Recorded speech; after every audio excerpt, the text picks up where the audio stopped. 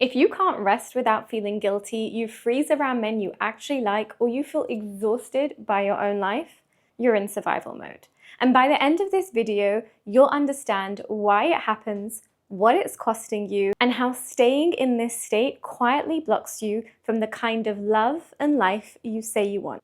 Because here's what most people don't understand. You're not broken. Your nervous system is running a program that it learned a long time ago. And until you see that program clearly, you'll keep wondering why nothing works. I'm Iman, and I teach feminine embodiment and nervous system regulation. So let's break this down. This video is especially for women who learned early that safety came from being easy, useful, emotionally aware, and not too much. People like eldest daughters, children of immigrants, or women who grew up managing other people's emotions instead of their own. By the way, I'm one of those women. If that's you, this will land. Not because there's something wrong with you, but because your body adapted intelligently to what it was given. What is survival mode actually? It's not stress, it's not burnout. It's when your body runs the same threat response it would use if you were being chased. Except that you're not actually being chased. You're just existing. And here's what's specific to many women. Your survival didn't look like fight or flight. It looked like fawn. Fawn is when safety is earned by being agreeable, by managing other people's mood, by becoming so easy to be around that you were never the problem. It worked when you were young and powerless. And because it worked, your body never learned how to stop. So now, even when you're safe, your nervous system still believes that being fully yourself is dangerous. Not because you're weak, but because your body thinks that this is how you survive. Now let me show you how this actually shows up in your life. I'm going to give you 5 signs, and if 3 of them are true for you, then your nervous system is still in survival. You can't rest. Not because you're not tired, you're exhausted, but your body won't let you settle. Because to a nervous system in survival, rest feels like vulnerability. If you stop, everything might fall apart, so you keep moving, scrolling, doing. Not because you want to, but because your body doesn't trust that it's safe to stop. You're always managing. You feel when someone's upset before they say it, so you adjust yourself to prevent their discomfort. That's not empathy, it's hypervigilance. Your body learned that other people's moods determined your safety. So now it scans constantly for emotional threat. You freeze when it matters. Pay attention to this one. This is where many women feel that there's something wrong with their personality. You're confident at work, articulate with friends, but the moment you're actually seen, when you want something, when desire is involved, you go quiet, small, invisible. That's not shyness, that's freeze. Because wanting makes you visible, and visibility once meant danger. You can't receive.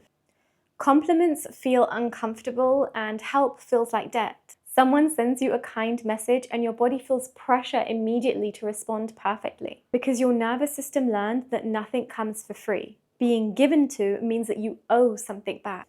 So you stay in control by never needing anything. You're exhausted by your own life. Not because you're doing too much, but because your body is in threat response doing normal things. Every email feels urgent. Every decision feels high stakes. Your body is spending energy on survival when it should be spending energy on living.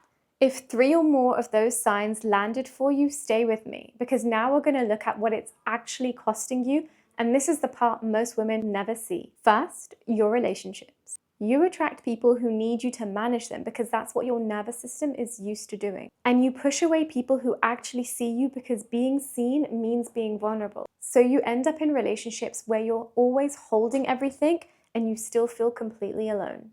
Secondly, yourself. When you're in survival, you abandon yourself constantly. You override your no, you push through exhaustion, and you explain away your anger. Because your body thinks that honoring yourself is more dangerous than betraying yourself.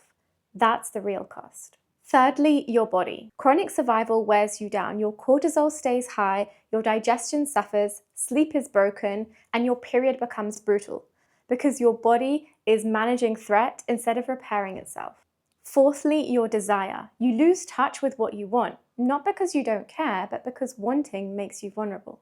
So you choose what's safe instead of what's true until one day you can't remember what you wanted at all. Here's the mistake most people make next. They try to exit survival by becoming more controlled. That keeps them trapped. You don't shift survival by trying harder. You shift it by teaching your body that the threat is over. Stop treating your body like it's the problem. Your body isn't broken, it's responding exactly as it's designed. The work isn't fixing your body, it's showing your body that it's safe now. Practice being with activation. The next time anxiety shows up, don't rush to fix it immediately. Stay with it for 60 seconds. Feel where it lives in the body. Breathe with it. Your nervous system learns, I can feel this and survive. That's regulation. Let yourself be held. Not by earning it, not by being perfect first, but receiving when it's actually offered to you. Your body will panic. Let it panic and receive anyway. Honor your no. Start small. I can't make it. That doesn't work for me. Not right now. No explanation, no apology. If it feels cruel or hard, that's not evidence that you're doing something wrong. It's evidence that you're doing something new. Move the energy. Survival lives in the body, not the mind. So shake, dance it out, scream into a pillow. Let the body discharge what it's been holding. And here's what starts to happen when the nervous system learns to feel safe. You stop performing for love. You stop managing everyone. You stop overriding your body. And you start trusting your desire, your no, your timing. You start leading from the body instead of your fear.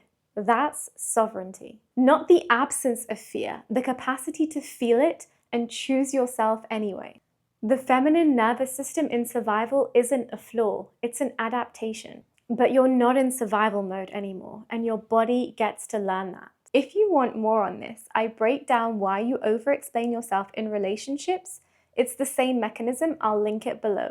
This channel is for women who are done managing themselves into exhaustion and ready to live from the body instead. Subscribe if that's where you're headed.